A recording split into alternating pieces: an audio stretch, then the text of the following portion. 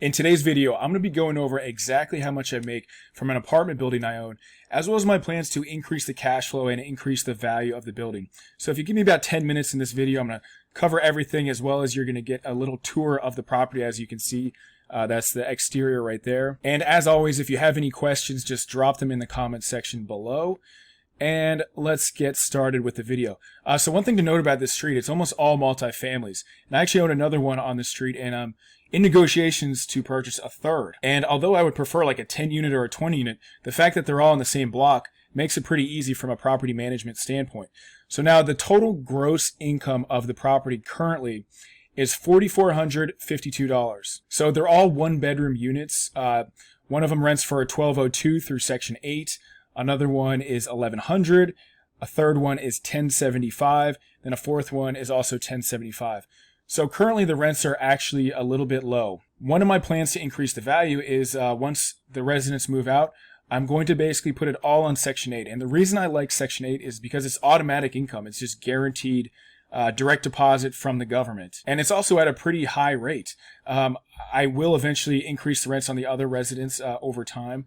But I can get a pretty significant, over $100 just by increasing the rent and putting Section 8 tenants in there. And what's cool is that every city, I'll put the link to Washington, D.C., but every city typically has the approved rents for Section 8. So you know exactly how much you can get so long as your property meets the Section 8 requirements, which is usually just, standard livable, conditions. And all of the units are pretty much like this. They're pretty good condition, not fully renovated, not bad. I do have plans to kind of upgrade them over time, but they're all just nice, livable, clean, functional types of places. Now, as far as my total monthly payments, including mortgage, taxes, and insurance, that is $2,602. And then I also pay about $180 in a water bill, so I pay the water for all 4 units. I have a landscaping service that comes twice a month. That's at $80 per month. They basically just mow the lawn. Then I also have trash at about $155 per month. So overall, my total monthly payment is really $3,016 per month. And the gross income, like I said, is $4,452. So there's a pretty good amount of margin in there. Now, just like any other rental property, I have had some additional expenses. For example, clearing the snow and ice. That's pretty much like $50 every time someone needs to shovel the walkway. I had to service the furnaces. So the furnaces are in good condition, but they're about 12 years old. So that cost me $360. Not a huge expense, but probably in the next 5 to 10 years, I'll have to replace all of them. I had some drywall repairs at about $300 for that service. And then I had to get a plumber over for one of the units, actually this unit that we're looking at here, and that was at about $300. And then I had to redo the locks, the main door lock at $250. So pretty much every month there's some type of expense. Fortunately, I haven't had any major expenses. Like I have another property. I'll show you a picture of the retaining wall that just collapsed. It's probably going to cost me anywhere from $10,000 to $30,000. But so far this property has been pretty good. Knock on wood. Now my plans to increase the cash flow, like I mentioned, I'm going to put it all on Section 8, which would give me a total gross monthly income of $4,808 every single month, which would increase my current cash flow by, about $400 per month, which is pretty significant over the course of a year. Additionally, the other 3 tenants, the rent is kind of under market. So I'm considering, increasing the rent maybe by $25. But what I might do is just put the water bill back on the tenants so that they pay their, fair share of the water bill. So doing that would save me, $180 per month, which, over the course of a year times 12 months, it's quite a bit of money. Another thing I was thinking about doing, which was kind of a creative type thing, some people on this same street have done it. Because I have an end unit and I have windows on the side of my end unit, some people take up part of that living room and create a bedroom out of it with a living room there, which increases, if it was on Section 8, it would be $1,360 per month for that same exact unit as opposed to $1,202. So that would drastically increase the rent. And you can see that big tree right there. I got to get rid of that. That's probably going to be, probably $3,000 just to do that. As we make our way down, one thing to note, this basement already has an egress window. And doing an egress window is super expensive. It's about $5,000 or $6,000. So I'm going to give you a tour of the basement shortly here. But there's potential to do a full renovation or a partial renovation and really add some value. As we go into the backyard here, you can see the neighbors. You can see they have a car over there. I'm considering making this a parking pad back here. And that would probably cost, probably under $10,000. But if they had additional parking, and then maybe I made the basement a storage and laundry area and made it a little bit nicer, I could definitely command a pretty high rent for this place. So you can see the back of the property. I like the fact that it's an end unit. I've had issues with my other property with some of the neighbors, just various issues that come up just being a landlord. Another way I was going to increase the rent was basically charging late fees. I've been pretty lenient with the tenants because of the landlord laws in DC are so backwards that a tenant could basically not pay for an entire year and they would have almost no consequences. So I've been pretty lenient, but I could start charging late fees. There's 2 of the tenants that pay almost consistently late every time. So if I charge $25 late fee, that'd be $50 per month times 12. That's $600 per year, which is not bad. So this basement right here probably has the most potential.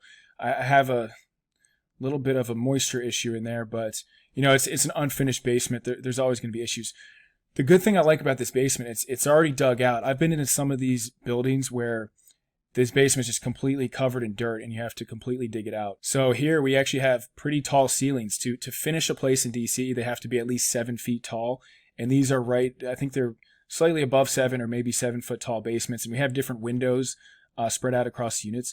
And there's also basically 2 rooms. So I can make one of these a laundry room or storage. And comment below what you think I should do with the basement. Or I could turn it completely into like a 2-bedroom or maybe even a 3-bedroom, which would command a ton of rent because you have so many windows in this basement. And I would consider this basement I don't even want to say partially finished, but I could do laundry or I could fully renovate it. And in Washington, D.C. and also a lot of states, they're giving a lot of resources and benefits to people that create ADUs, accessory dwelling units. So there's potential I could get loans or very low interest rate types of loans and things like that to renovate this place and turn it into like a really nice living area. I estimate the cost to really do that probably between $100,000 and $200,000, and I might get an estimate soon on it. So it's not going to be cheap. Whereas if I just did a laundry room, we're probably talking about maybe under $10,000. If I did laundry and storage, it'd probably be under $10,000 overall. So we will make our way out of this dungy basement and check out the rest of the property.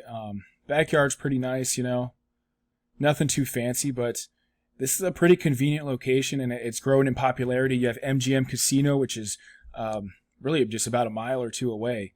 Some people love casinos in their backyard. Some people don't. Let me know what you think as far as property values, if that helps or hurts the property value. And the way I found this deal, if you're looking to get into multifamily investing, I just basically sent direct mail.